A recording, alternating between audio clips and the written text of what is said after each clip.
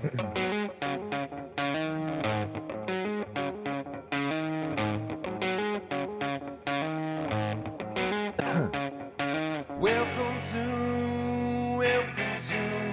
the Dirty Sports Podcast. I said welcome to the Dirty Sports Podcast with Andy Ruther and Joe Prano. Welcome to the Dirty Sports Podcast. Welcome to the Dirty Sports Podcast. I'm your host, Andy Ruther, coming to you live from Cincinnati, Ohio, with my co-host from Los Angeles, California, Joey No Chill Prano. Hello, Andy. Good late East Coast time Wednesday evening. That's right. The sun is actually down on the East Coast. It is. Or sorry, I mean the sun's down on the East Coast hours ago, but the sun's down in Ohio. Correct. At this point, even.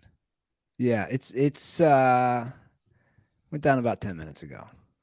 No, I'm kidding. I love that this is just a recurring. We have to check in every show. What is the state of the sun in Ohio when the show starts?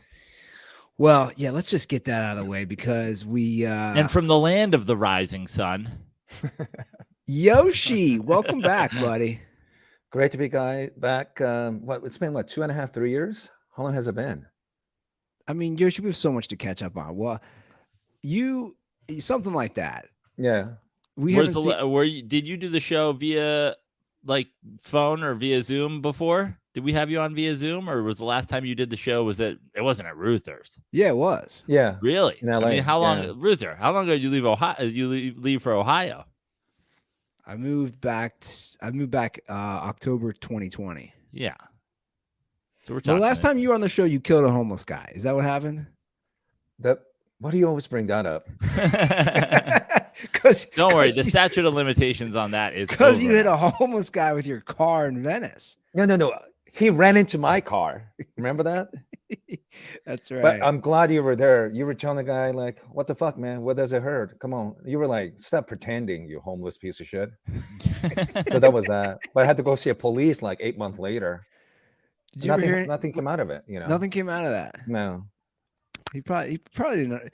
Was he translating what you were saying? I would love to see what he wrote down, what Yoshi was saying. The guy I was supposed to talk to, I think his mother was sick or something. So some other guy took a note and it was just like nothing. So. Well, Yoshi, you were telling us before the show. I said, yeah, let's save it for air. Well, let me ask you something, Yoshi. Yeah. Where are you right now? I'm in Olympia, Washington. Wow. Okay. At least you're in the United States. That's good. Yeah. Actually, the house I'm staying. Yeah. Whose house are you at? Let's start. Well, so there was an incident at the place called Evergreen State College. Okay. And they were trying to pull this nonsense about a day without a white person. And there was a professor at that college, Ben Weinstein. He said, no, that's racist. I'm not going to do that. So he showed up. They got mad at him. Well, the lady who started the whole a day without a white person later on have to leave town because she was a basic black lady being like a crazy. And my friend got a pretty good price buying the house because she was desperate and, Wait a second. Prano, are you hearing this? So the lady who started a day without a white person. They ran her out of town and you bought her house? No, my friend bought it at a discounted rate because she was running out of money. And the irony is Yoshi's not the white person. It worked out in her favor. Yeah. So like just one of the few times racism actually helped the white person. God bless America. So how long have you been in Olympia, Washington? Oh, I've only been here like 3-4 days. I'm just practicing for this show in Scotland. I have my friend Paul. He's been coaching me and like telling me how to do storytelling, and it's a little different from stand-up show. So it's my 25 years in sex business. This is in preparation for Edinburgh. Yeah, I've never done it. So. And when is that? August 4th through 26th, minus 2 nights. And what's your show called? Adult Content. And that's why we have you as adultcontent69.com as your 69 because that was the year I was born. Right, of course. Of course. Yeah. I was born in 420. Nice. So I So have a talk show. about this show, Yoshi. So you have a one-man show called Adult Content. Yeah. What's this about?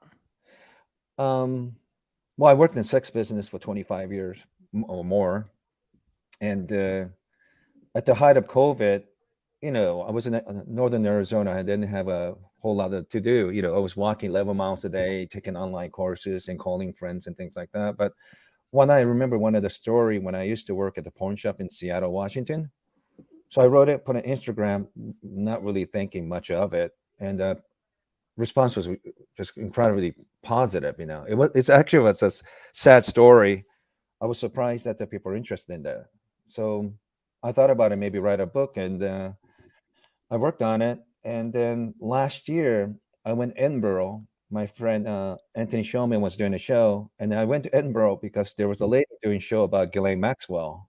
So I wouldn't really want to see that show. And I saw it, and afterward, I was talking to Anthony about, well, what's it like doing a show in Edinburgh, and it sounded kind of interesting. So I was kind of 50-50 on it. Then I realized I need to be away in August this year because it's the 20th anniversary of my father's passing. We still don't know if it's a suicide or murder. So I want to stay away from Japan because I think there's part of me want to go back to Japan. And then You think the anniversary will trigger you into doing something bad? yeah, so I figure I need to do something constructive and stay in Scotland, And I think USA and Scotland is the two places my dad went to visit. And he went to United States but never went to Scotland. And he loved Scotland because he loved Sean Connery. That's why. So The best Bond, hands down, right? yeah, I mean, Roger Moore is the funniest. And then Daniel Craig is more relatable one. I met him too. So Daniel Craig? Hmm? You met Daniel Craig or you met Yeah, Connery? actually, yeah, he was a fantastic, great guy. So yeah, I want to do the show. I've never done anything like it. It's a little different from stand-up, but Hold yeah, on. Let's just go back to that. Wait, yeah. Prano, where is Yoshi? Like, where are you meeting Daniel Craig? I want to hear this. I assume a high-end brothel. No, Tonight Show with Jay Leno and Wait, Jay who? Jay Mello? Jay Leno. Sorry, I need to drink. It's not like he said Jay Mello. Yeah, I have a couple of friends that work at the Tonight Show with Jay Leno, and afterwards, I have a pass green room. As I'm leaving, I saw Leno and Daniel Craig checking out Leno's British car. I don't know what kind of car it was. It was a fancy car. We think you do a great job as Bond. We're a big fan. 008, if you ask me. So they're very nice. They're very chill, and he was very kind. And then I talked to him for a little bit, and Leno too. That's it. But a little anxious. I've never done shows like this. It's like half of it stand-up, I guess, but mostly storytelling, And well, everybody, if you are in and around the Edinburgh Festival, or if you just live in the UK, go see Adult Content so that Yoshi doesn't go home to Japan and kill anybody in revenge for his father's death. Thanks, Joe. It's the best. That's the best. That's a very nice. That's the best plug promotion. I can give you. You Yeah, know? thank you. Yeah, if you don't go to the show, Yoshi will murder somebody. Yeah. So no pressure, guys. Yeah. So, like, how long have you been writing? Like, how long did it take you to write this? I've been writing off and on for like I don't know how to answer that because do you guys do this? Sometimes you have an interesting story or thought, you put in 3x5 card, and I wrote it, and I just had a piles and piles of bags of that stuff, not knowing what to do with it. Wait, you put it on an index card. Yeah, and then when I thought about doing the show, maybe last summer, I started kind of categorizing all the cards in different topics, Like when I used to work at the porn shop, when I used to work for Evil Angel, in the last 11 years, what I call perverts without border, because I've been traveling the world using my pornographic eyes and like, traveling the world. And I mean, I think I've been to close to 70 countries, So Yoshi, you're pretty like, I feel like you've got your finger on the pulse of the underworld a little bit. Yeah. Is Tom Hanks eating babies? Like, is this like, how deep does it go? If you go on the internet and you hang around for too long, you know, there's a table and Joe Biden and Tom Hanks and Jay-Z and Beyonce, Yeah. they put a baby in the middle of the table, they cut it into pieces, they eat it like a fucking KFC bucket of chicken. Is this happening? Are people eating babies? I really don't follow conspiracies and stuff. You know, that's like that's no. I'm not talking shit about it. I just don't know enough. And you know, you talk to somebody like Sam Tripoli, he's always kind of educating me on that. But I feel like any of that stuff is like, you know, I feel like it's a slippery slope from like you're big on the Epstein, Ghislaine Maxwell, pedophiles, sex trafficking, what, you know, what happened to the kids after. Yeah. Then there's all this like baby blood and eating the babies, and Ellen's eating the babies. I figured if anybody knew, it would be you. So if you're telling me no, no, I'm not saying that. Well, so let me give you an example. I went to Davos, Switzerland in January for World Economic Forum. So if you're a politician, if you're political, you look at the political angle. If you're economist, business, you know, or environmentalist, everybody have a different way of looking at it. When I went to Economic Forum, Davos in January, because I worked in sex business for a long time, so I'd see everything sexual, pornographic, right? But what I thought was funny, right away, I noticed, you know, like a lot of these academic and policymakers just say something like sustainability, whatever the key word for that year. But if you really want to know how these people really think, don't listen to what they have to say. Talk to all the sex workers that week work in Davos. You probably get a better sense of what's going to happen for the rest of the year talking to them, you know. So if you're working with Goldman Sachs, you didn't get a very good bonus in December, you're probably not in a good mood, and you probably take it on those prostitutes and sex workers, you know. And I think the way you treat sex workers will say a lot about you and your country and your city and so on. And so were you talking to? Wait, when you're in Switzerland? Are you talking to sex workers? Yeah, some of them. I mean, I could tell right away. So some people ask, like, well, did you have a pass to get in? No, I didn't have a pass. What I did was, anytime I see a group of Asian folks, whether they're Chinese or Korean or Japanese, and they're representing their country in different companies like Samsung or whatever, as they're getting ready to walk in. Whenever I see a group of Asian people, I know I'm in a good restaurant. Yeah. That's what they say. You know, the Asians eating in the Asian restaurant. That's how you know it's good. That's right. And whenever I see those groups of Asians going to those fancy hotels with credentials, I just walk behind and walk in with them. So that's when I have access to some of those places, you know, because they really check your credentials a lot of time. And if they start talking to me, I start speaking Japanese, whatever, to pretend like I don't know what they're talking about. But a lot of the sex workers, they pretend like they're nieces of these businessmen or CEOs or executive assistants, you know. But there's a lot of hookers. Clearly, it's kind of obvious to me. But yeah, like when you meet other comedians, even if they're comedians in different language, you could kind of tell right away. Right. Or if you're an athlete, I think it's kind of pretty self-evident, even if they're playing different sports. There's something about athletes have a different, you know what I mean? The body language, you don't have to know the language. You could tell there's some physicality about the athlete, just like sex workers. If you're comedians, if you're academic, you could kind of tell, you know. Now, are you, when you're traveling, let's segue into sports. Are you going to any sports events? You said 70 countries. Are you seeing any fun events, any big name events we might know of?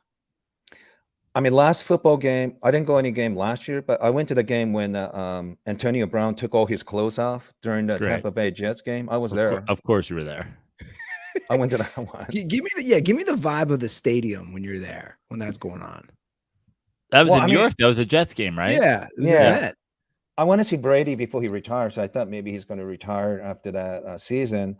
And then I went to a couple of games, but I was just drinking a little too much. So when I looked down, I thought, what kind of fan to go across the field? I didn't realize it was Antonio Brown until a little later, because it was so crazy. I don't know if you guys remember the game, you know. I love that 3 minutes ago, Yoshi was like, you see an athlete, you just know it's an athlete. And then he didn't recognize Antonio Brown in Tampa Bay Bucks pants walking on a field. And he's jacked too. No, but I was drinking. I looked down. I just see this black guy with just basically pants on. Yeah. I don't know. I didn't know what was going on at that moment. So are you how close are you following the NFL these days? I know you were a big Tom Brady guy. Are you still like where are you at now with the quarterback situation now that Brady's out? I'm a little weirded out with the situation in Seattle, because now they're talking so much shit about Russell Wilson. I don't know what to make of it, I mean, what's weird? 3 or 4 years ago, I had a couple friends. They were saying they thought he was a sociopath or psychopath. Russell Wilson. Yeah, and Yeah. and I was like, huh. And these are like pretty credible friends of mine, fans of Seahawks for years, but I didn't know. But you do hear a lot of weird things about the guy. Okay, so like this is interesting. So like you heard 3 or 4 years ago he was crazy, and at that point it didn't make much sense. Now it's like it totally holds up. I mean, what do you guys think? He seemed very strange, and I think a lot of the defensive black players were kind of upset with him, weren't they? Yeah. So because he got paid and they didn't.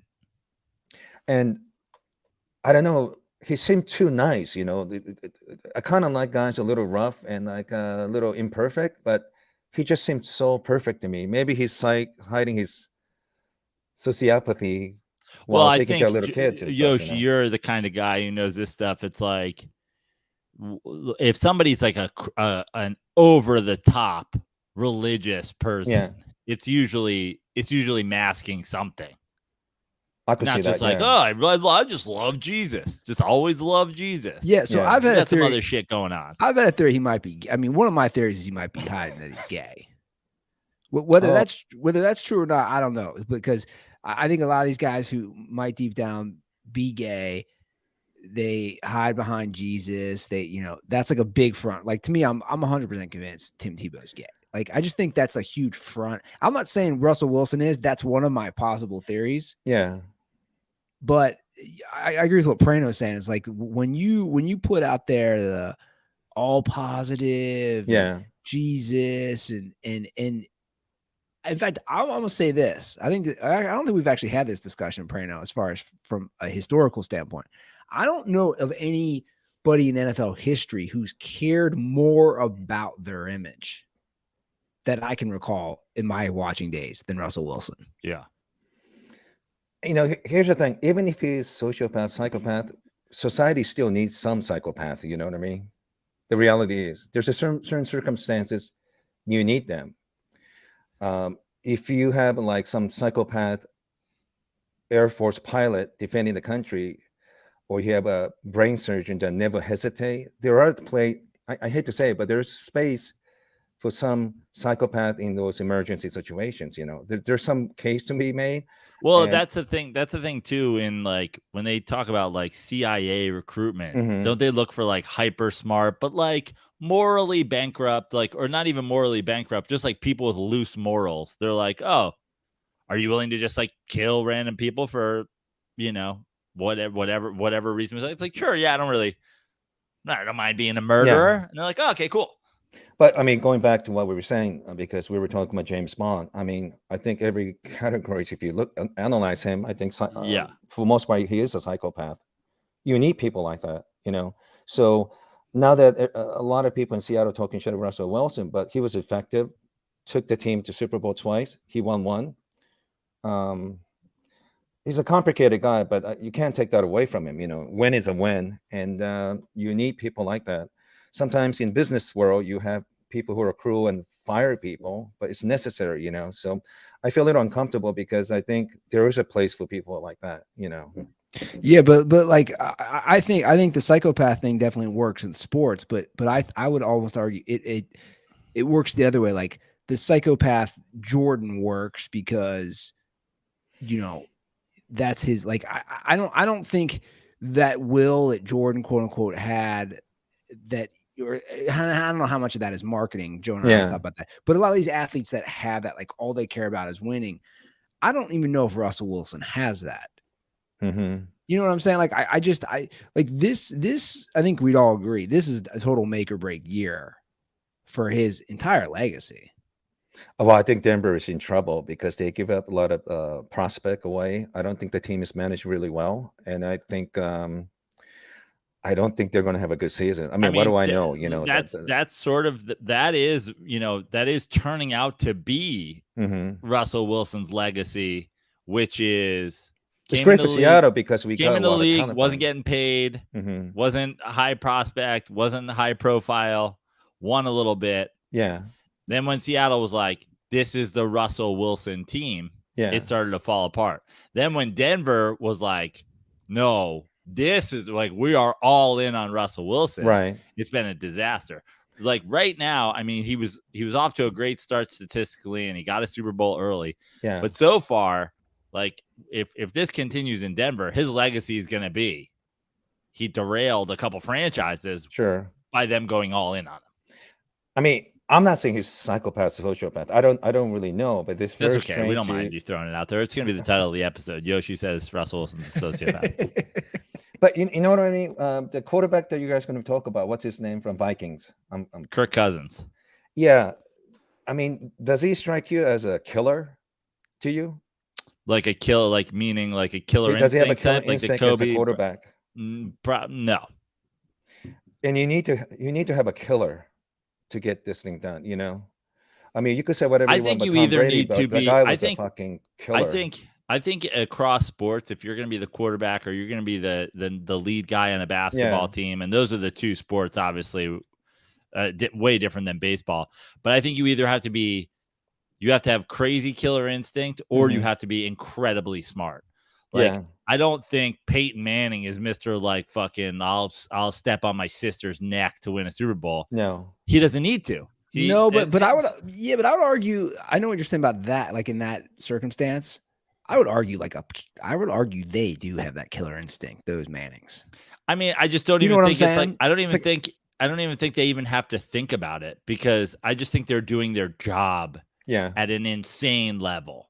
You know what I mean? Like I think that those guys, and Tom Brady obviously I think Tom Brady had the chip on his shoulder of being drafted late, but he was very similar to those guys in that, like, I don't really, if we do it all right, if we execute, you don't need to fucking be all like crazy fucking killer instinct about it. Just like we need to fucking execute. You know, because it's one of those questions. Like you look at like Tim Duncan and Kobe Bryant. Kobe definitely have a killer instinct, but Tim doesn't strike me. He have a killer instinct, but he seemed like an incredibly smart player. Yeah, that inclusive to his team. They both won 5 championships. There's 2 ways to do it. You could go Kobe route or Tim Duncan. You know, I don't think one is necessarily better than other, but I think Tim Duncan is significantly better. Yeah, I mean, but. I mean, just throwing it out there, since you said you don't know if one's better. I'm just gonna. I mean, Tim Duncan's interesting. I think Tim Duncan's a really big guy, probably too big to be carried on Shaq's back for 3 championships. But his legacy is interesting because he did it throughout the 20 years, right? Every 3 or 4 years, and Kobe did like 3 in a row, little bit of break, 2 and done. It's well, I mean, Joe and I both agree. Like we think Kobe's. I think he's highly overrated. He's he's around 13th to 15th all-time best player, but which is amazing, by the way. Yeah, exactly. So I would love to be the 13th best to anything. I'd love to have the 13th best mustache on planet Earth, and I'd fucking feel like I achieved something. You know what I mean? So he's great, but also I think he's still overrated. But it's interesting when you compare him with Michael Jordan. Ultimately, Kobe's dead because he's a good father, right? Jordan was like, I always say Kobe's dead because he didn't have a killer instinct to fight traffic. Because remember, you watched the Jordan's documentary. You saw the Jordan's documentary, right? In episode 1, you see a little bit of kid. You never see those goddamn kids again until last few minutes of the last episode. But one of his kids is banging Scottie Pippen's ex-wife now. What? Yeah. Yeah, Yoshi, I know you're not tuned into the pop culture scene as much as you are serial killer scene. Yeah. But yeah, Scottie Pippen's ex-wife, Larsa Pippen, is banging Jordan's kid. Oh, I did hear this. Okay. It's wild. Okay. Yeah. So I mean, it's crazy how things in a weird way come full circle. You brought up Kirk Cousins. I mean, I have to, Prano. So I watched I'm like halfway through the first episode. Yeah. Are you only? I thought you were going to tell me you got. Okay. Continue. No, but what I was going to say is I definitely, the first thing I couldn't get over Yeah. was this kid wearing, I mean, right in the opening scene right here, Yeah. his kid is, I looked it up. His kid's like 5 here. Why does he have a pacifier? Like, I have a baby, right? Like, my baby, she's 5 months old. She's a pacifier. Right. This is a 5. What's going on? Like people are gonna laugh, or I'm shocked. Actually, I was shocked. I told my girlfriend, I go, I'm shocked Prano didn't bring this up, because to me, this is like a red. I don't think I noticed it. Oh, because this is a red I mean, flag. and 5's old. Look how old he is. Yeah. I'm just saying, like, this is a red flag instantly to me. Especially in 2023. Yeah. Like nowadays, like if this was 1975, you'd be like, okay, because you don't know. But like at this point now, we know a lot about orthodontics. We know a lot about fucking separation anxiety. We know, like, you can't be letting your kid do this. Like the medicine is there. This is a bad idea for a lot of reasons, mentally and physically. If the kid can actually read the book to you, he can't have the pacifier. But let me ask you something. What % chance do you think there is that this kid still breastfeeds? Wait, what was the question? What % chance that Kirk Cousins has one of those weird kids that breastfeeds till he's like 8, and that's why the kid's still addicted to a pacifier? 50%. 50%. 100% agree. I'm 50-50. I'm 50-50 that Kirk Cousins still breastfeeds. This is not a very it's not a sports reference, but Mia Farrow with the whole Woody Allen case. Ronan Farrow. I don't know if this is true, but I've read in a couple of sources that they're accusing Woody Allen of molesting those kids. Several house may claim, that Mia was breastfeeding him until he was like 8 or 9 years old. So there's a lot of weird shit about that whole family, Yeah. Personally, I'm more inclined to think Woody Allen's innocent based on what I read. But I love how we're talking Kirk Cousins, and Yoshi's like, can we talk about whether Woody Allen? I mean, pacifier doesn't that bad compared to breastfeeding when you're 8 or 9 years old. I want to finish this real quick. What? Do you think he might be innocent? Dude, he married his child, like he married his like adopted kid. I'm not saying he's a best father, but they're not married. I mean, they're not married. Related. They are married, right? Yeah, but they're not blood related. You know what I mean? No. But that's very weird. When I'm not blood related to Andy's daughter. If I marry her one day, it's fucked up. Yeah. And sexy.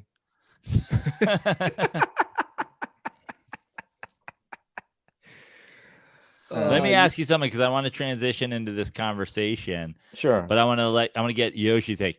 Who has a shorter prime? NFL running backs or porn stars? Good question. It's funny you said that. I was thinking about running back with like the girls that do gangbangs and things like that, but a lot of those girls really don't last that long, But what is it these days? 1 or 3 years for running back? I mean, I think even in I guess that's a question, because I need some comps here.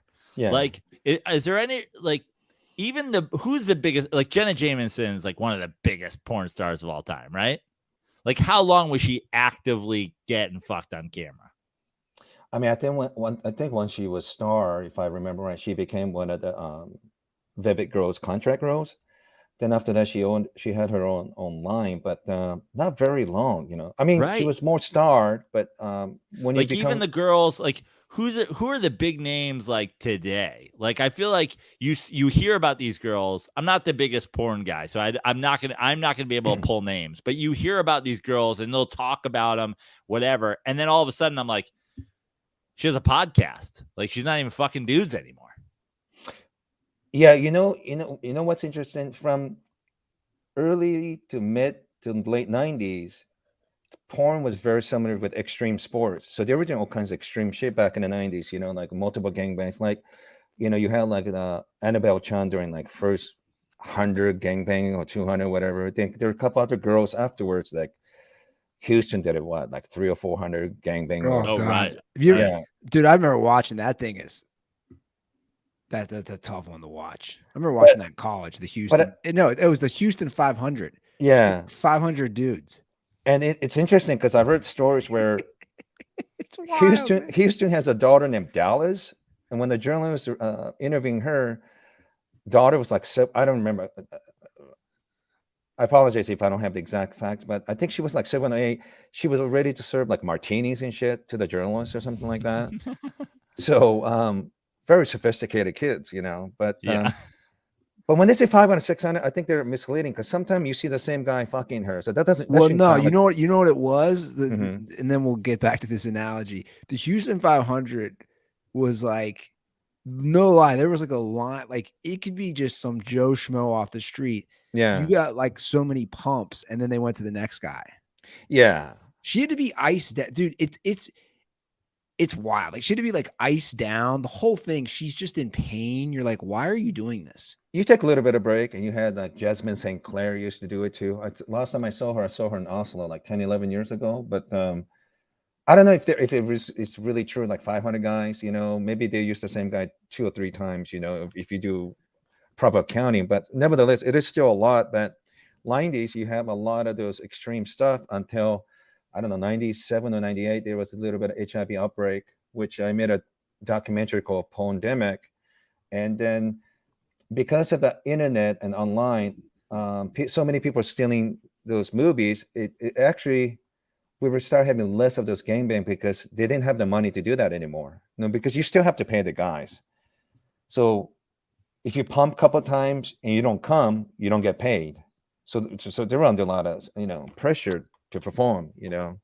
But all I can think of is that things we that have change. is that one of our interns think Porndemic was created by Trojan just to sell more condoms. It's a big the Porndemic was a big scam. It's a big scam by Big Condom. I'm just laughing. This is like the most vintage dirty sports episode. Old school. Okay, so back to the running back comparison. So it seems like what Prano is asserting you're agreeing with. Like, wasn't there I'm gonna try to pull one. Wasn't there a Tory Black? Yes. Is that a person? Yes. That was a porn star. Riley Reid? How long is she? Yeah, Riley Reid. That's a good one. I know that name. How long were those girls fucking dudes for? 4 or 5 years? Once you become stars, I think you're more selective. You get paid more money, and you wait until you do first anal scenes and things like that. So those girls are fine. You know, they could do privates. They could do feature film. Once you're big stars, you do make a lot of money. But if you're one of those girls that never made it to like a star level, you got to do all kinds of things that you don't want to do, like gangbang or fuck old man and things like that. You know who's a good analogy for this, Prano? Because she didn't do it long at all, and then like you're saying, went into podcasting, went into like having a big Twitter, not even like her Instagram's big too. Mia Khalifa. Okay. Right. Yeah, she said she already did like 9 or 10 scenes. That's what I'm saying. Yeah. She didn't do that many scenes, but her scenes for the longest time were still all over Pornhub. She's like a diehard sports fan. So she's like diehard, I think Wizards. I don't know. And now she's saying she's been abused by the industry. So she's basically porno version of Kaepernick. They did all right scenes. They make a big social kind of thing and become bigger, you know, famous through that. I didn't know that. I didn't know she was using that. So yeah, she I don't think she had a long career, but later when she said she's abused, you know, one of those kind of things that is easy to get attention from mainstream media, and then she get big following and OnlyFans and things like that. Kaepernick too. I think there's a point he was a great quarterback. I mean, it's pretty impressive what he did against Green Bay. I don't know what year that was, but I think he makes more money through being activist, whatever that means these days. But yeah, maybe he realized that there's a limit what he could do. Why don't you go to this whole BLM kind of scam, you know? And he did quite well, right? I don't think he got 40, 50 million. I think it's like what, 9 to 10 million or something like that. Okay, you know. So we had a call about that, which is funny. Well, first of all, I think he believed in what he was doing. You know, I don't think he didn't believe in what he was doing. I think when you reach a certain, all of the conversation of BLM and the flag, all that stuff came from him. All that shit came from him doing that. I know. I don't think he gets enough credit for being the first guy to take that on on the chin on a big level. Now, the question of whether or not he thought he should come back to do, well, first of all, I think he was absolutely blackballed. But then people are always talking about, like, if he wanted to play, he'd go to Canada and play in the CFL. It's like, well, that's when the conversation of, like, how much did Nike give him to be an advocate? How much did he make off of the lawsuit?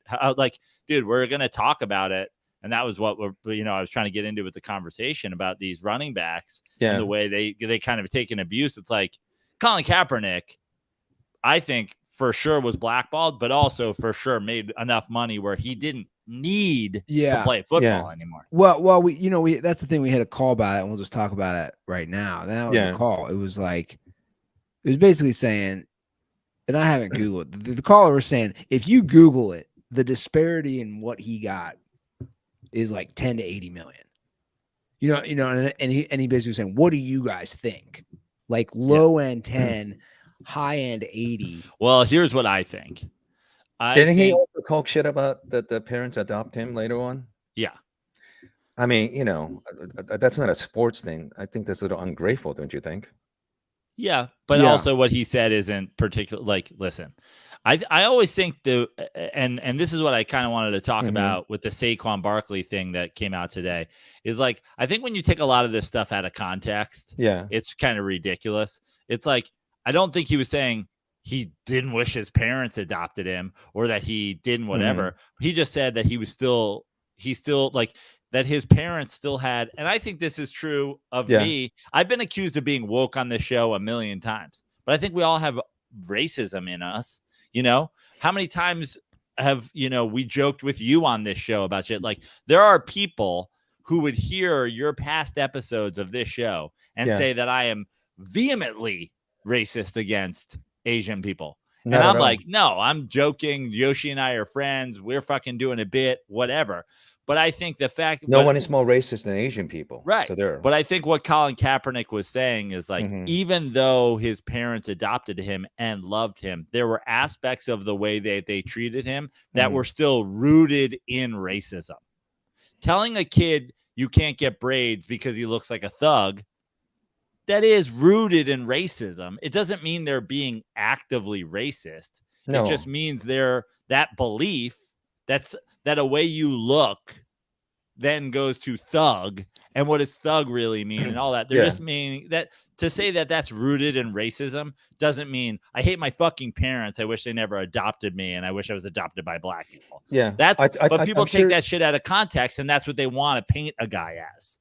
I'm sure the parents had a good intention. I think this is not necessary having black kids, but even like white folk that adopt Asian kids, I think they want to do a good job of teaching them Asian tradition, but it's not easy, and I think sometimes they see it like racism. It's not. I think it's a good intention.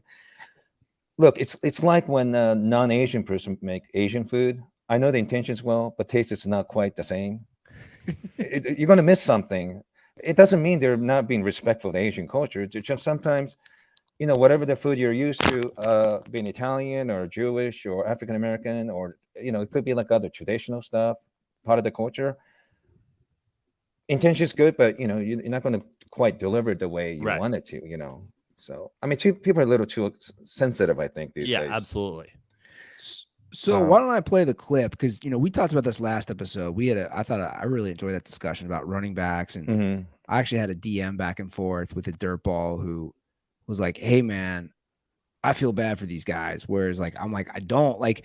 Maybe and I do, and play the clip because I listened to the full Saquon Barkley episode today, and I do feel bad for him, and I have thoughts on why and how I think they are being mistreated.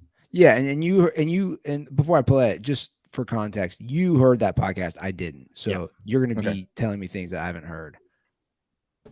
I could say fuck you to the Giants. I could say fuck you to my teammates and be like, you want me to show you my worth? You want to show you how valuable I am to the team? I won't show up. I won't play it down. And that's a play I can use. Anybody knows me, knows that's not something I want to do. But like, it's something that crossed my mind. It's like I never thought I would ever do that. But like now I'm at a point where it's like, Jesus, like I might have to take it to this level. And like, am I prepared to take it to the level? Okay, so He goes He's on to bas- say, I don't know. That's something I'd have to discuss with my family. Sure. That's something I have to whatever.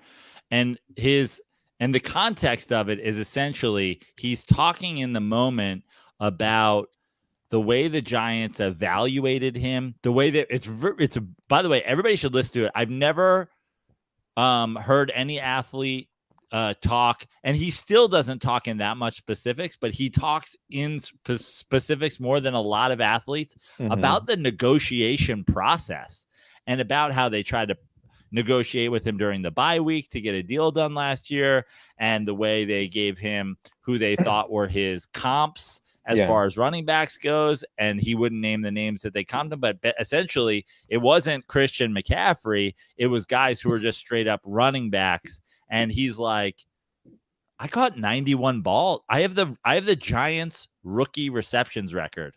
Yeah. Not as a running back, as any player. And the thing that I left this episode feeling, and Andy and I talked about it last episode, and I 100% agree that these guys just aren't really taking a realistic approach to the finances of the tag and the demands that they're making and the value of running backs. But this podcast made me think about a couple of things. One, running back is the one position where if you're drafted even in the first couple rounds, you basically get handed the ball from day one.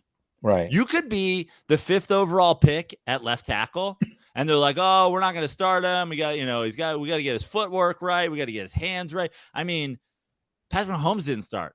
Yeah. Aaron Rodgers didn't start. Fucking like Tom Brady. Like you come into the league. Eli Manning didn't start. You come into the league as a quarterback, you might sit on the bench. You come in the league as a tight end, you might sit on the bench. Yeah. It's the one position where essentially if you're a highly rated guy, like if you're a highly rated corner, they still might start you as a nickel back. Like if you're a top 2 rounds running back, you come into the league day one, they give you the ball. And then the other thing that he made me think about is you're on a 4-year deal. Your rookie deal is a 4-year deal. They now have a team option that takes you into a 5th year. You can tag a guy 2 years. A running back can go to 7 years in the league without ever having the chance to test free agency. And 7 years in the league, you're done. If you're Saquon Barkley, you're done. If you're Alvin Kamara, you're done. Yeah. It doesn't matter who you are. Your value is already over. Is that just that position then? No, that's everybody. But I'm saying okay. If you're a quarterback, you come into the league, you don't take a hit for a year, and then you don't really take a ton of hits. Running back, you're taking the most punishment, but you're also playing day one, and your shelf life is super short.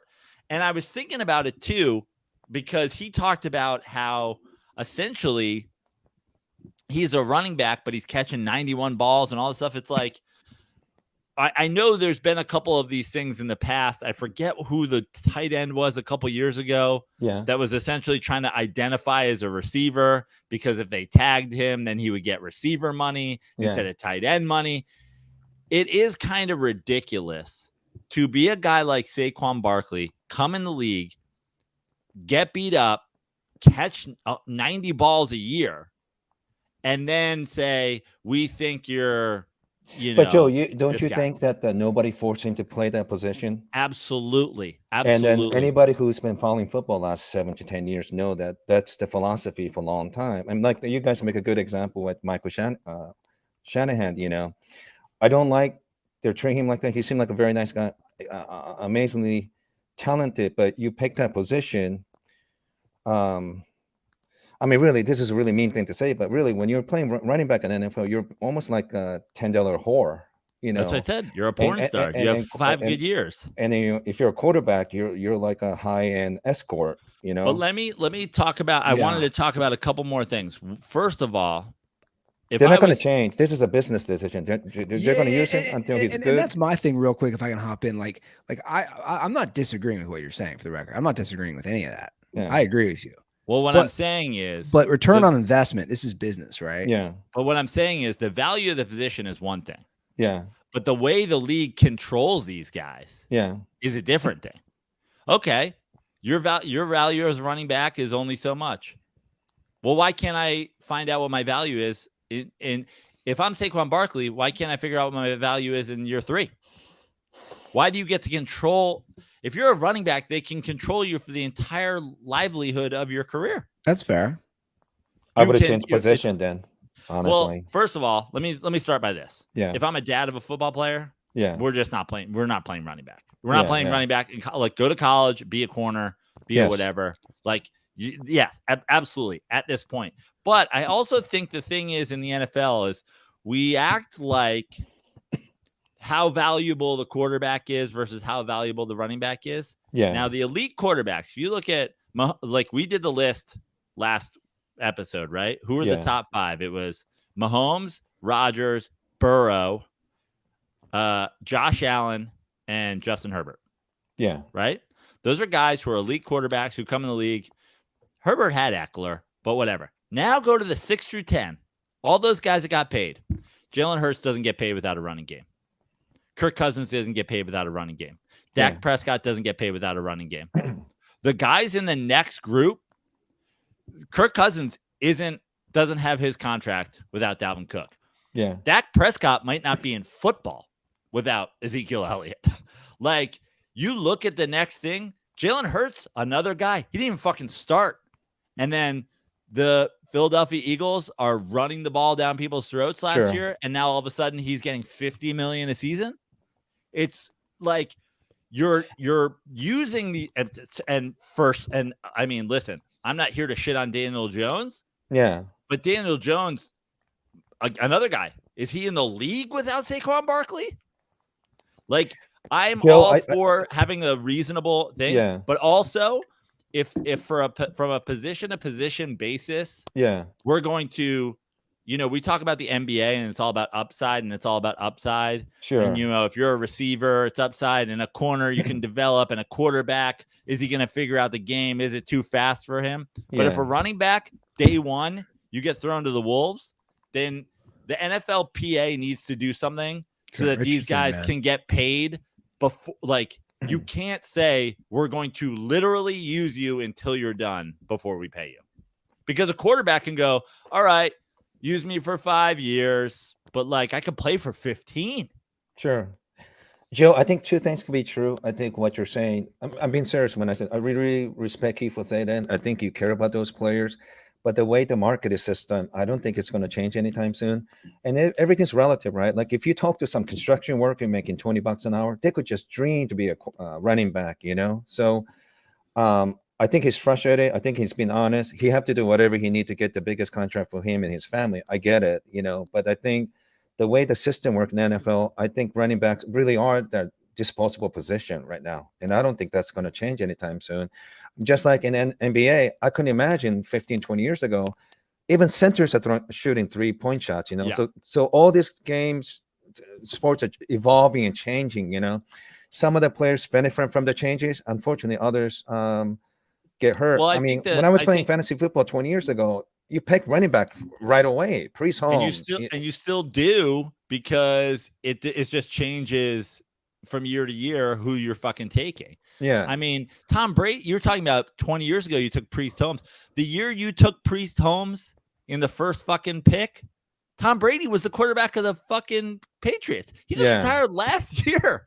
The Priest Holmes, the 50 guys have played the position Priest Holmes has played. And I understand that that's the way the football is going. Yeah. But there's a couple, but my issues are essentially, and this isn't, like I said, I think these guys are going about it the wrong way. Yeah. Oh, Derrick Henry and fucking Saquon and all these guys are going to tweet about it. Yeah. I was like tweeting about it. Come on. Yeah. I think what needs to be figured out is, because I'm always going to be on the side of the players. Yes. When it comes to the players versus the owners, the owners are taking advantage of all of these guys from top to bottom. They're taking advantage of all of these guys, but they're taking advantage of these running backs. After hearing Saquon talk about it, they're taking advantage of these running backs the most. And I think that there needs to be a thing where the NFLPA also needs to work out. If you come into the league and you take 75% of your offense's snaps in your rookie year, or 90%, or if you're Saquon Barkley, if you're getting 40% of their offensive thing, you should be able to, they can't tag you until you're whatever, there's got to be a way to work out the logistics of it, because it does, as much as I agree with what Andy and I were saying last episode about these running backs just not knowing their value. Yeah. When you hear a guy talk about it, there is something disgusting about using a man to the absolute most physical use that you can use a guy, giving a guy 300 carries and 90 receptions, having him tear a knee, and then just be like, you literally never get to be a free agent. You just don't get to. Couple of things, like I read a really good article about, do I have his name right? Curtis Martin. Was he a running back? Yeah, Patriots Jets.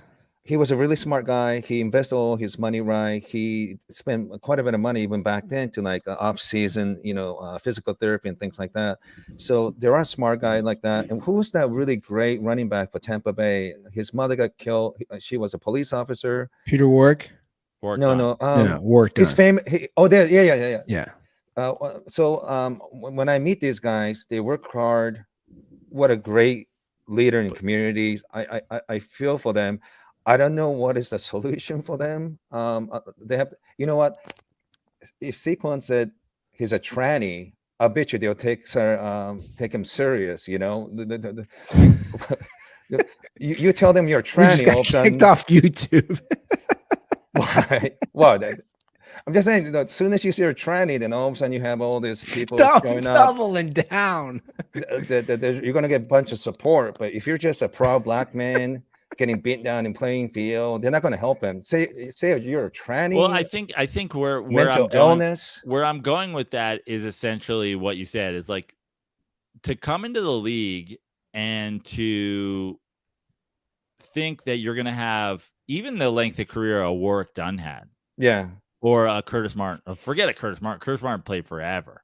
Or he's in the Hall of Fame. Yeah, but like the bottom line is, even if you were Curtis Martin today, they're not going to give you that. You're never going to get the opportunity to play. They figured out the finances of it, where they're like, we don't need Curtis Martin. Let's get 70% of his production for 10% of the contract. And what my point is I just don't think it's fair. No, it's not fair to have that much control in years over guys, and then have a couple of positions in the league where that is all their years. You know what I mean? Yeah, I remember. Essentially, in baseball, they control you when you come up, and everybody's playing for the one contract. Yeah, and if you make it to the second big contract, you're probably going to the Hall of Fame.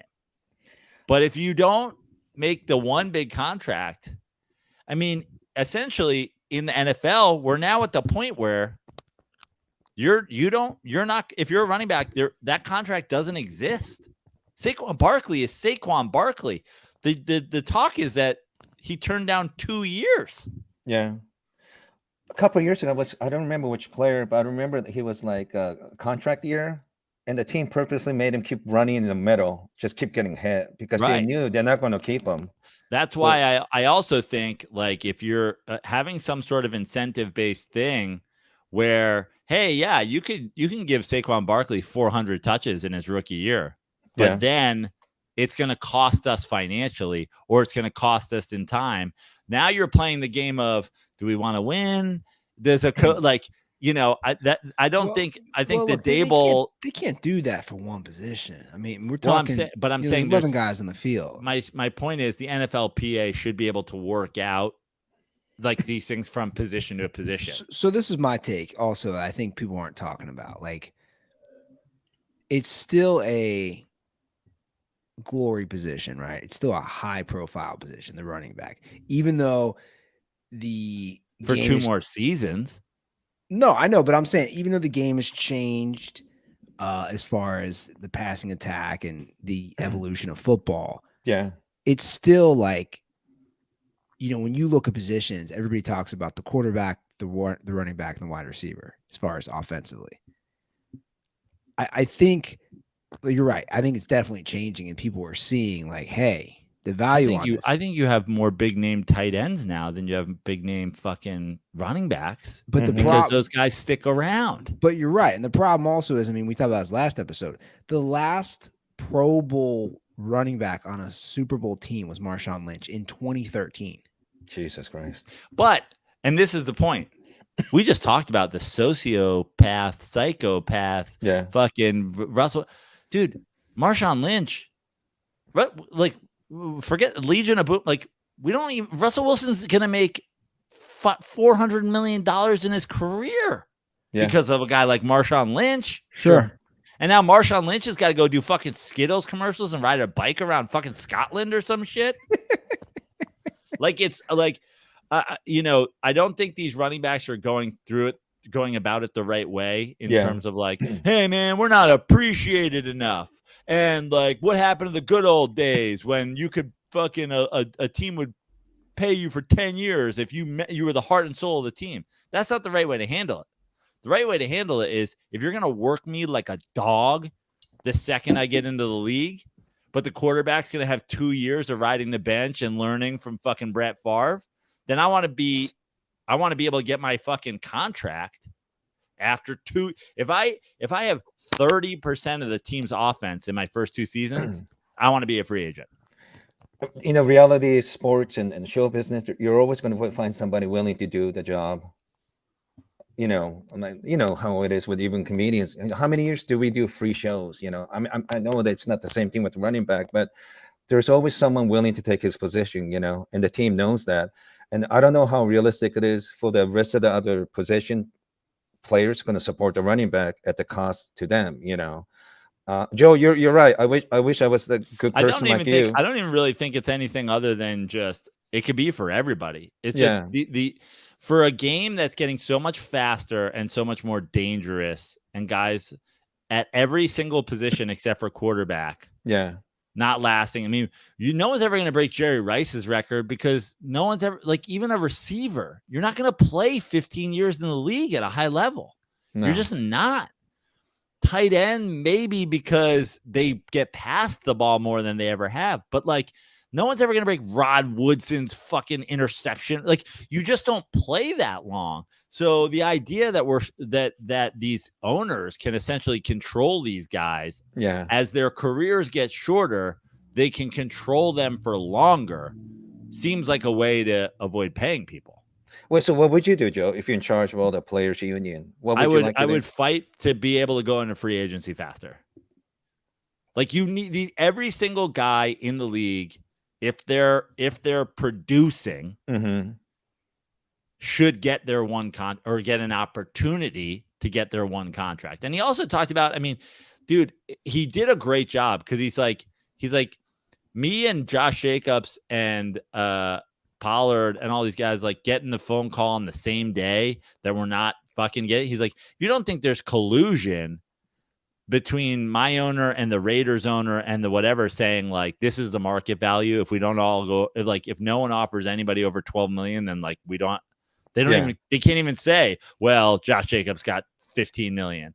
So if like none of us do it, then it's like, I feel bad for these guys. Yeah. They're the position that takes the fucking worst of the beating.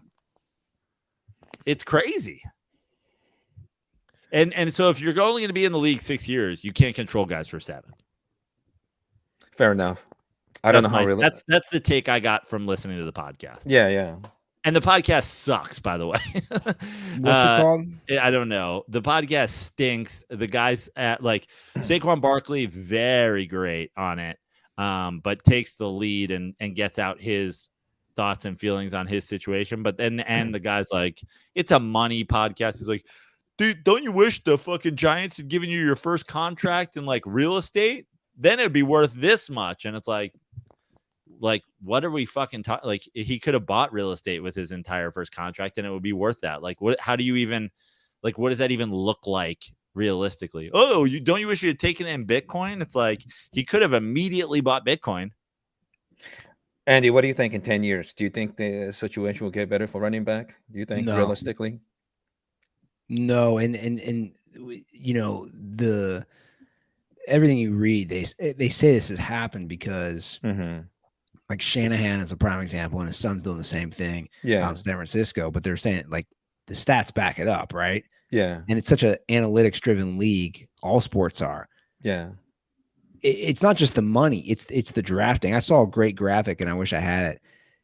It had, going back to like 1985, the percentage, it did like 85 to 90, 90 to 95. It was like 5-year brackets. Okay. Showing which percentage of running backs were drafted in the first round versus, you know, the later rounds, the 4th, 5th, 6th, 7th. I mean, it's all shifted, right? Like, and I've said this before, I would never, like, taking a running back in the top 10, like, why?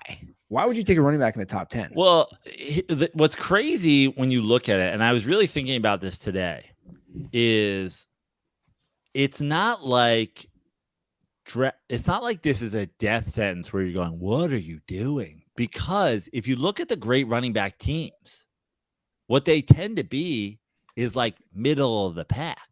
Like, you're not like, it's not like Josh Jacobs and Saquon Barkley and whatever are on these like 2-win teams. No. What's crazy is, I think the other thing that like really kind of like, I mean, I know they're not directly related, but they are kind of related, is like, if you're not sure what you have at quarterback, having a great running back really helps you develop. Like, I'm not sure, like I said, like, think about how much more Daniel Jones is blitzed if he doesn't have Saquon the last couple of years. Yeah. Think about how lower his completion percentage is if he doesn't have that guy to dump the ball off to. Think about think about how much, you know, like, again, Ryan Tannehill was two bad games from being out of football when he goes over to the fucking Titans, and then he gets $25 million a year. You're like, it kind of makes you a good team, but the money, if you sign one of these guys to a big deal, hampers your ability to win the Super Bowl. I'll be honest. If I was general manager, most of the focus would be quarterback, offensive line, you know, wide receiver and things like that. But I think running back would be one of the least of the worries, because it just seems like the game. It seems like they're disposable. I know it's very cruel and cold, but no, I'd take the same approach. I mean, if your end game is, and it should be, right, if your end game is winning a Super Bowl and maximizing your contracts, But all I'm saying is this. Think about my Giants and what they're doing with Saquon Barkley right now. I want my Giants to win the Super Bowl, right? Yeah. So I don't want, like, I'm out here like freedom fighting for running backs right now. Sure. But also, do not give Saquon Barkley $20 million. Right. We'd essentially be lighting any chance of a Super Bowl on fire. But at the same time, the Giants having what they think is their quarterback that they can do it. You have a coach in Dable, and you have Daniel Jones, who Dable believes in. You don't have him if you don't have Saquon Barkley. You've drafted a new quarterback this year if you don't have Saquon Barkley. Saquon Barkley was hurt 2 seasons ago, and the Giants could be playing Daniel Jones this year, could be paying him way less. They're not paying him way less because they didn't pick up his 5th-year option. Then Saquon Barkley comes back, and they're healthy, and now they win a playoff game, and they're like, we think he can do it. Dude, the idea that Saquon Barkley doesn't get anything for essentially helping them to determine whether or not they have a quarterback, it seems crazy. At the same time, do not give him $20 million. But my point is, if the Giants had to make this decision for Saquon in year 2, he'd be set financially for life. and they'd probably be at the end of that contract soon, and they'd still have an opportunity to figure out if they can win a Super Bowl with Daniel Jones. I just, going back to the psychopath thinking, I think the management's going to be really cold about this. Well, that's why the NFLPA needs to do something about these guys getting paid earlier. How realistic is that, Joe? Well, not realistic, because the NFL is essentially like, I know that here we go. Like, because you really know people. Just let me say this to Dirtballs before I even say this. I'm not even on fucking Twitter anymore. Your DMs about me being woke won't matter. But like, they're the players that said a couple of years ago were kind of slaves. It's like, you're millionaire slaves, but they're right. Because there's not a lot of guys on the team that make a ton of money. Right. So it's like these owners have set up a situation where they never have to answer to these guys because the league goes on without them. But I would say this is the most power the players have ever had in the NFL. It's been changing in the NBA for a while, but it's changing now. If Joe Burrow tomorrow said, I was sitting with the owner of the Cincinnati Bengals, he said something about my family that I will never forgive them for, and I will not be signing an extension with Cincinnati, and I will be moving on to a different team, and if you're a Joe Burrow fan, I hope you will join me. Randy Ruther will be buying the Joe Burrow Texans jersey. There's never been a time where players had more control in the NFL, and I think that they need to start using it. Like, it's becoming more and more of a players' league. It's not to the point of the NBA, but Patrick Mahomes leaves Kansas City, there's a lot of 10-year-olds that are going with him. So, for the last couple of years, they've been saying like they want to protect the players, right? But they added one more game to. So there's a bit of a cognitive dissonance, because on one hand you claim to care about the players, but you add one more game. Let's be honest,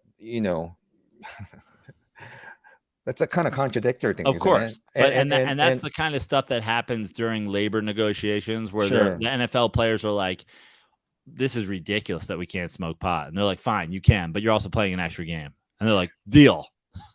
I think ultimately what's going to dictate everything is this is a classic Americanism, which is money will dictate, and if you're a father and have a talented athlete, you probably don't want him to play running back. To be honest, fucking absolutely. I mean, honestly, at this point, if I had a talented athlete, I wouldn't even let my kid play. I would let him play football to like play the game, but I would be like, if my kid was a Tom Brady or a Dave Winfield or a Russell Wilson or a whatever, where it's like, dude, do you remember a couple years ago how we were like, well, I guess Kyler Murray made the right decision?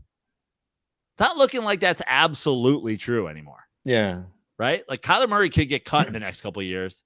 Kyler Murray could play baseball for 15 more seasons. True. Like, I mean, if I had a talented, what's the chance of Asian kid being a talented athlete? But I mean, you could have the world's best ping pong player. Yes. Or, Anaheim Angels. Shohei Ohtani, come on. Yeah.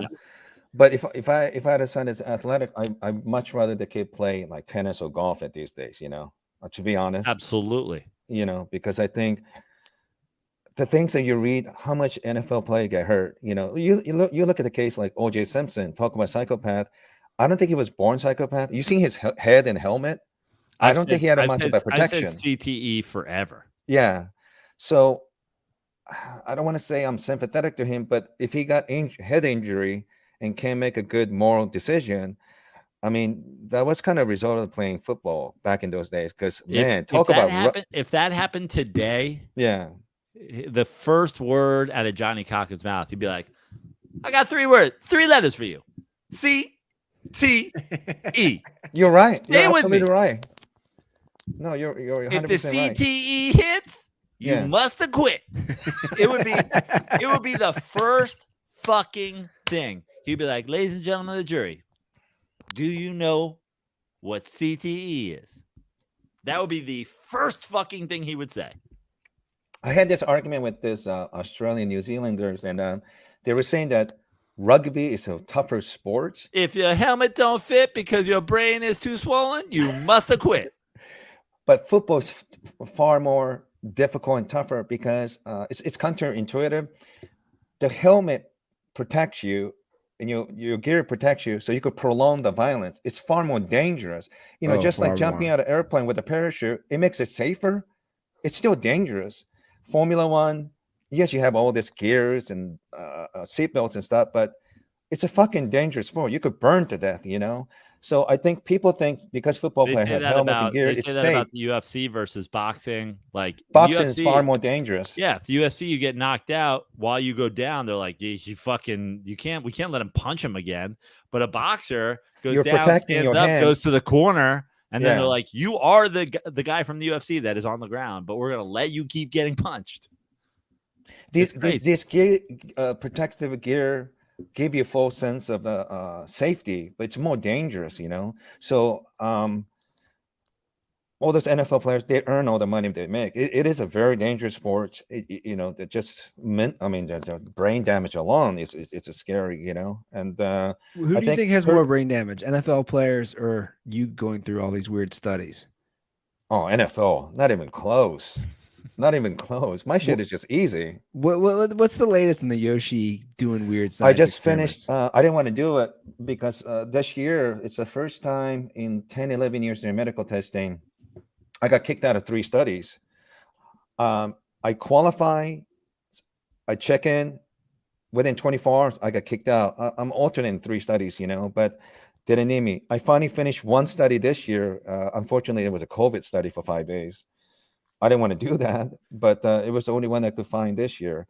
Like when you do medical testing and you get caught, it's like when those NFL players during summer training camp, right? It's kind of embarrassing. You got to hand in your plays, and I got to hand in my medical document. I'm getting kicked out, and everybody kind of look at me funny, and I have to get all my bags and get out of there. Why are you getting kicked out of the medical studies? Sometimes there's too many people doing it. So like they'll get 25 people, and let's say they want to keep 20, and let's say all 25 is good.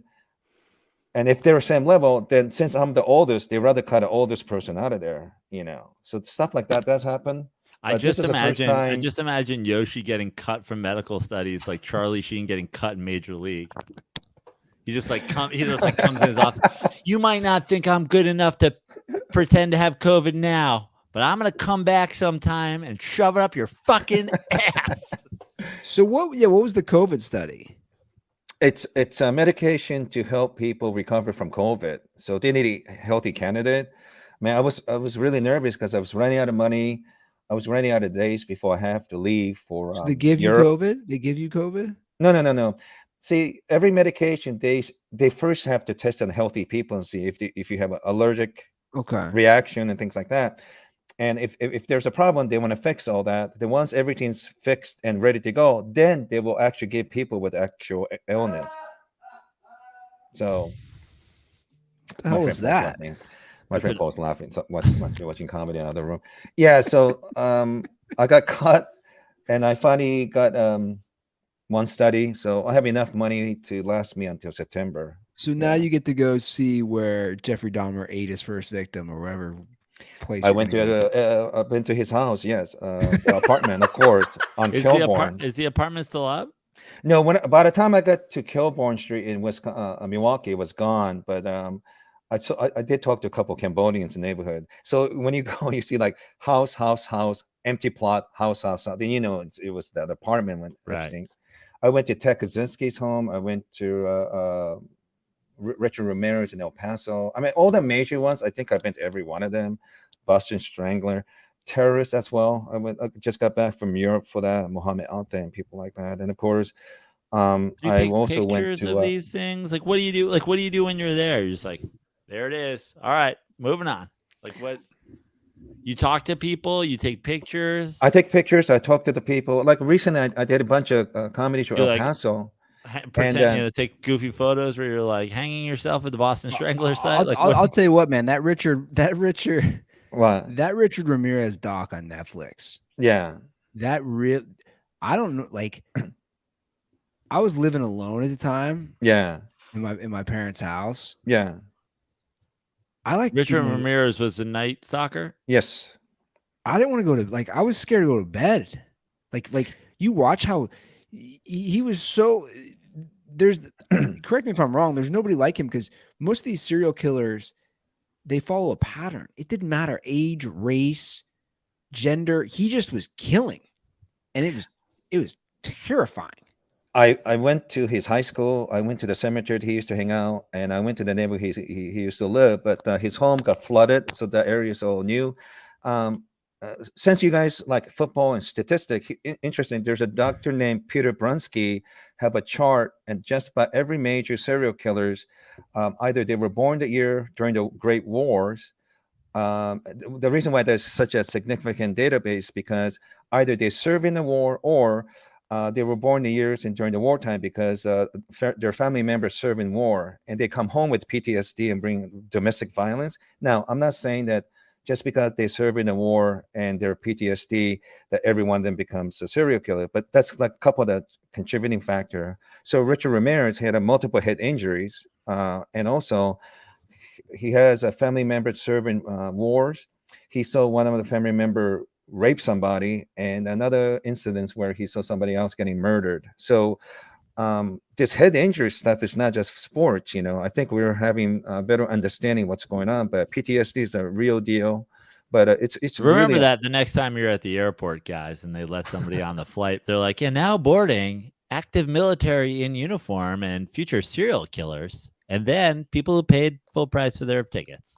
yeah. I mean, I'll never fucking not be angry about it. I was gonna say, I mean, we're talking to somebody who had a serious brain injury, so I'm like, am I gonna be a serial killer? Like, what's going on here?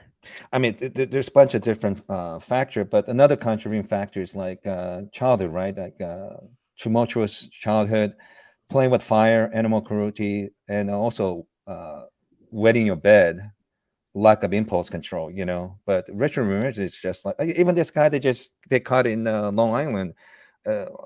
It just have all the check mark, And what's funny, there's so many of these true crime serial killers on Netflix. Fire and killing small animals. Yeah, my brother has the check marks too. Oh my god! Well, But you guys are running out of true crime stuff, and I guess what I'm trying to say is that why guys do your thing? You have to go and commit more murders because we're running out of documentary true crimes. Things are so bad. This month, there's actually one of my people on Netflix, the murder of Lucy Blackman within at the end of the month. It's a good one. I hate to say it, but this guy was a Korean Japanese. We call him Zainichi. He is a serial killer and serial rapist. And I read that book like 15 years ago. But it's going to be a really good documentary by Netflix. And Well, I think now is a good time to talk about our sponsor, Miller Lite. It's a good segue. Guys, if you watch the Jeffrey Dahmer documentary, the guy would drink a lot of beer. And he was in Wisconsin. You know what he wasn't drinking? He wasn't drinking Miller Lite. No, he definitely was. He definitely was not doing that. If he did, he would have never done any of this stuff. But Milwaukee, Wisconsin is the home of our good friends at Miller Lite. For one more episode. Jesus Christ. And Jeffrey Dahmer too. Yeah. Yeah, please hop in here, Yoshi. Can we just talk for Can we talk, Andy? Can we just talk for 30 seconds about something and then transition into our ad read? Sure, we can definitely do that. I'll tell you what, Joe. It is the summer, and how's summer there in Ohio, Andy? Have you had a barbecue lately? Well, it's funny you bring that up. I wore my awesome silk Miller Lite button-down shirt. My brother had a barbecue at his pool, and my brother is like diehard Miller Lite. Yes. And the Miller Lights were flowing at the pool last week, and I was wearing like I said, the vintage shirt. The vibes were good. The family was there. He did a little pork roast. His wife actually did a little Asian cuisine.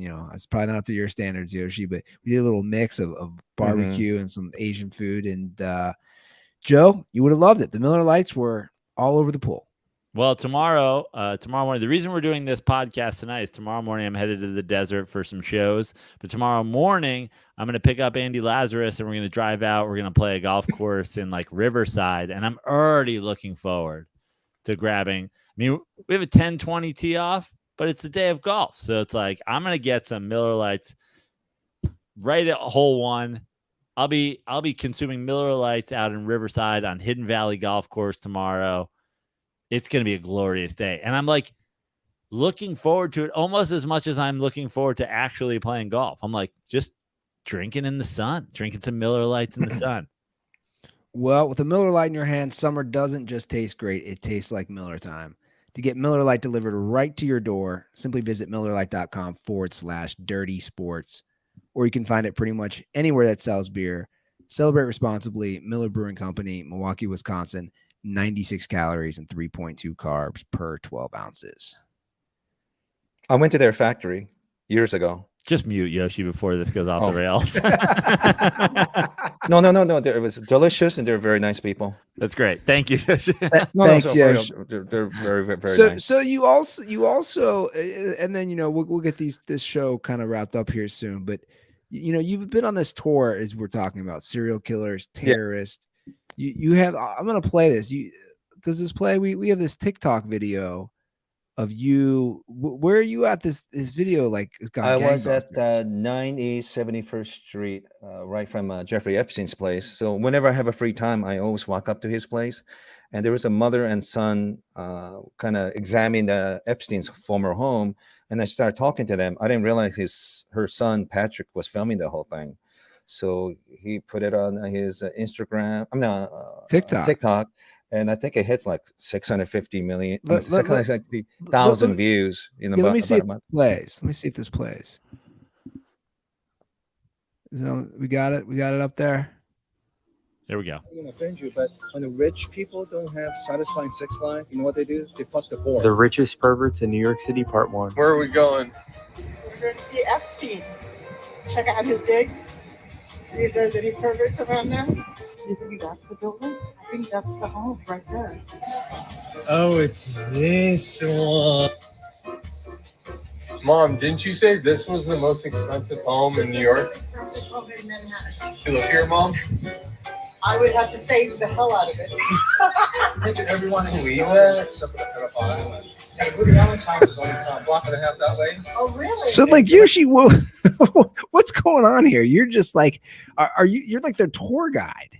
Well, I was supposed to do a show with Russell Peters, and my friend's car broke down. So between 2 Broadway shows, I had a 3 hours. So I just walk up there, and I saw them looking at the buildings. So I just jumped in and started talking, and I didn't realize they were filming it. But I gave general geography of the place. It's like a block away from Woody Allen's home, half a block away from 740 Park Avenue, which they made a documentary about the super rich people live in New York City, including Gloria Vanderbilt.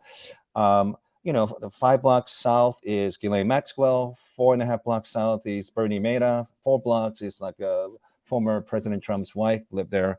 And it's a really interesting places, And I think, like I was saying, this is all accident. I met super rich people because working adult business, you just meet a lot of odd people. 1999, 2000, 2001, the Consumer Electronics Show, subset of that convention was porn, part of the technology. So those 3 years, I met high tech folks. Now they're in position of power. But yeah, I mean, when you meet them, you can tell right away. You met all those high tech folks, and then you had to borrow a computer from someone to do this podcast. Yeah. Hold on, for the record, everybody listening needs to know Yoshi getting a computer and Yoshi trying to understand how this worked was a whole thing. Well, here's the thing. I'm not really good at it, but there's no point of spending time when you're okay and trying to make yourself like above average. I'm a pervert, and I'm really great at it. And I've been traveling the world, and I think I could read. Those are things I understand, So last year and a half, I've been going to DC and helping my friend Kareem Sarajapur. He's writing a book about sexual proclivities of terrorists. So he's an academic, but he needs a pervert to catch a pervert. So it's very similar to a show on Netflix, Mindhunter, those 2 guys. He's an academic. And then since I've been traveling the world out of my pocket, going to all the terrorist attack, serial killers and things like that, I've been doing that for hobby for like 40 years, Yeah. So I just happened to meet someone that could see a value in what I know, So I didn't planning to do it. I met Kareem accidentally, just like this Maria and her son Patrick. Well, real quick, and then Yeah. we got to wrap it up because I'll be honest, I'm an old man here, and I gotta probably get up in the middle of the night to give a bottle to a little baby.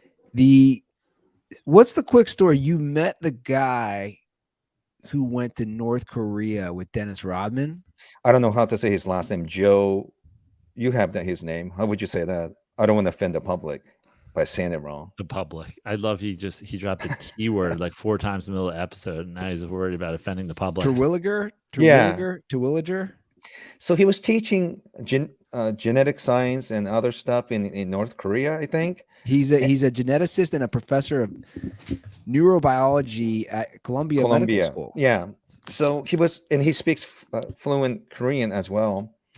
And he went back home, and there was a charity event. Whoever donate the most money will play basketball with Dennis Rodman. So he started playing basketball with him. And when Rodman realized Joe spoke perfect Korean, he said, "Why don't you just come with me?" So second trip Rodman made, Dennis Rodman and Joe was hanging out with Kim Jong-un at their palace.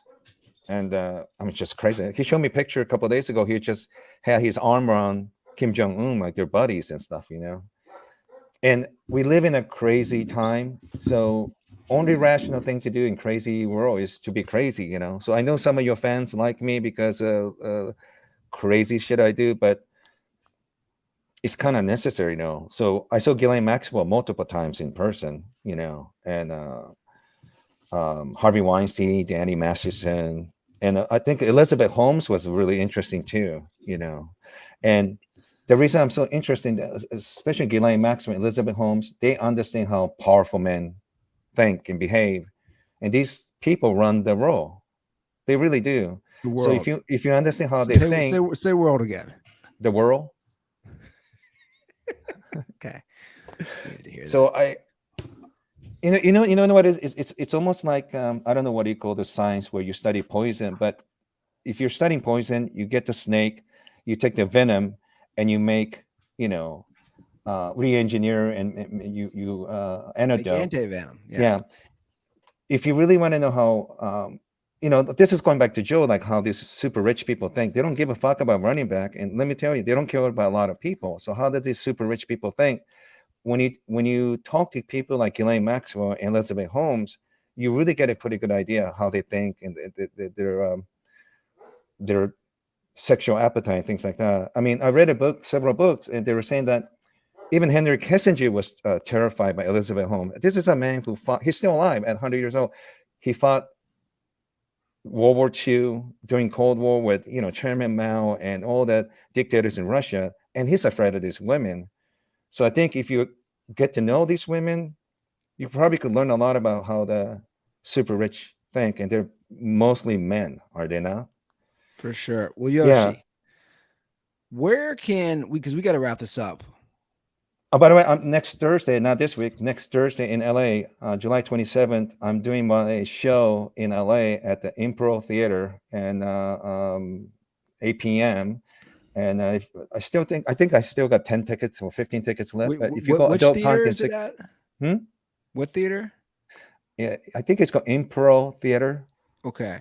And those tickets are all available at adultcontent69.com. Yeah, I'm doing my preview run. I'm doing one this coming Sunday in Olympia, and then one more in LA, and that's it. I leave 29th of this July, and then after the festival, I'm going back to travel and do a little bit more research. I'm going to. Right. He's gonna find the cave where Osama bin Laden lived for a while. I forgot the last time I saw Yoshi was in New York. I ran into Yoshi in New York randomly. Oh, that's right. The comedy club. That's right. You were killing it, Joe. Oh, thank you, sir. Yeah. Fantastic. Well, Prano, what about you? Well, tomorrow I head to the desert. I'll be at Agua Caliente Casino on Friday night doing the show with our good friend of the network, Andy Lazarus. And then Monday, I will be at the Comedy Store in LA for Eddie Ift's Eddie Ift and Friends show. And then, sorry, Yoshi, I leave for New York on Thursday, or else I would come check out your preview. But I'll be in New York from the 27th to the 7th. Keep your eye on joeprano.com or my Instagram at Joe Prano. I'm sure I'll have dates in New York. And then, of course, August 4th and 5th, Atlantic City Comedy Club at the Claridge Hotel in Atlantic City. Get your tickets to that now. I've been promoting it all this week. So go on my Instagram, put up a new stand-up clip, and in the description of that stand-up clip is all the info for Atlantic City Comedy Club. So come to that show. Fantastic. And one last thing, if because I failed 3 medical testing, if they could donate a few changes, all the information at the website, and anyone in Edinburgh, God, I definitely need volunteers, because I pay for everything by myself, and I have to do everything, all the setup by myself too. So it's been pretty stressful. So if there's any volunteers that want to work for the adult content show in Edinburgh, if we have any people in Scotland listening currently right now that are also stagehands, Yoshi needs you guys. If there's any high school theater majors that are currently listening to this that are 15 years old, Yoshi, it's always a pleasure. Good to have you back on. It's been too long. Thanks, guys. Yeah, I hope you guys didn't get in trouble. No, well, Yoshi, we'll find out soon enough. Yeah, don't worry. That's a guarantee. Thanks for doing the show, Prano. Have a great weekend. Yoshi, Thanks, have buddy. a great weekend. And as always, stay dirty.